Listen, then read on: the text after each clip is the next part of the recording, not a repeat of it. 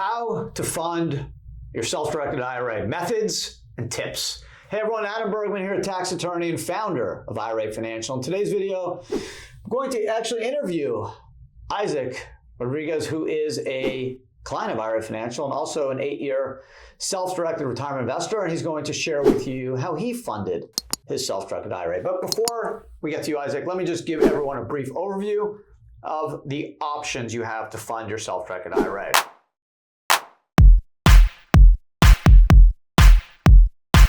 So there's generally two options to fund your self-directed IRA, actually three. The first is you can make a contribution to a self-directed IRA, $7,000 or $8,000. If you're over 50, that could be in pre-tax or Roth. And that is the first. The second is an IRA transfer, where if you have another IRA, maybe at Fidelity, Schwab, or some other institution, you can do a tax-free transfer of your current IRA to your self-directed IRA. And if you do it custodian to custodian, bank to bank, let's say, it's tax-free, and you can do it as many times as you want.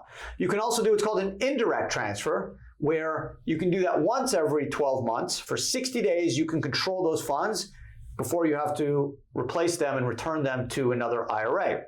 That can only be done once every 12 months, not once a year, once every 12 months. So the money would go, let's say, from Fidelity to Adam, and I have 60 days to use those funds for whatever purpose, and then I could put them into a self-directed IRA. And the third way, which is the way Isaac funded his self-directed IRA, is through a rollover, which means the money comes from a non-IRA, like a 401k, 457, 403b, and it can go tax-free direct into a self-directed IRA. So Isaac, why don't you share just some details on how you, about 8 years ago, funded your self-directed IRA? I had a 457 from a previous employer, and I rolled it over to a solo 401k. So it was tax-free, right? Because you have tax deferred, yes. Yeah, you have the opportunity. You can do a direct rollover, which you did, right? It went from your former employer to the 401k, and then I assume you also have a self-directed IRA that you just move the money.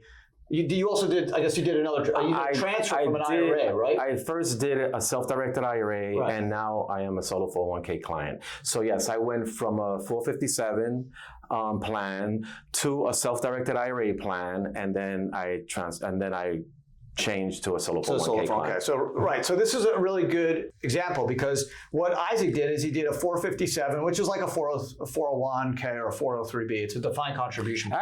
Actually, I went from a 457. Went to a 457 to a regular traditional IRA, and then from the regular traditional IRA, I went to a self-directed IRA, and now I'm a solo 401k client. Oh my God! So I did a couple of jumps. Yeah. Where was your IRA at? Do you remember?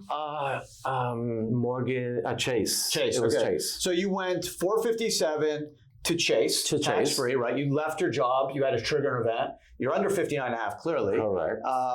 So you needed a trigger event to get the money out of your former employer. So you left your job. Retired. You retired. Wow, you're young to retire. So one of those jobs. You retire, and then you move your money to JP Morgan Chase, yes, and an IRA, and then you hear about IRA Financial, and you're like, oh my God, you can do alternative assets. Very cool. So I thought it was excellent when I heard about it. Yeah, you call us, yes, and we set it up. And basically what happens is then you move your money from JP Morgan to IRA Financial, right? In a self-directed IRA. And then you define real estate out of that IRA directly, or no? No. Or you did it a solo? Do you have real estate in an IRA and a solo? No, I had it in the IRA also. IRA. Yes. Okay, so under an LLC. Perfect. So you have the IRA LLC. So you go JP Morgan, IRA Financial. You have the IRA LLC. You did a direct, so it was tax-free. Mm-hmm. And then you heard about the solo K because of the leverage, right? You wanted to borrow money. Nice. You're self-employed also. So you have the opportunity of using a non-recourse loan to buy real estate without triggering UBIT, which is really smart. You can make more contributions. Yeah. And you get to borrow up to $50K too. Definitely borrowing is a big plus. Yeah. So because you can't borrow from a regular self-directed IRA. Correct. So definitely if you're going to do real estate and you're self-employed, definitely go for the solo 401k. Yeah, so it's a really good case study because you did the tax-free transfer to the IRA, the rollover, and then you had the self-directed IRA LLC, and then you moved from the IRA LLC to the 401k tax-free, and now you have the IRA and the 401k doing different types of investments, which is why I decided that I really want you to share your story on this video because it's a really, really good case study. So that's it for today's video. Hope you guys enjoyed it. Thank you, Isaac. Really appreciate it. If you guys have questions, comments, leave them. I hope you enjoy the video. If you want to set up a self-directed IRA or a solo K, you know where to find us. We're the best in around, IRA Financial Group.com, or you can give us a call and we can assist you. But that's it for today. We look forward to seeing everyone again on our next video. Thanks.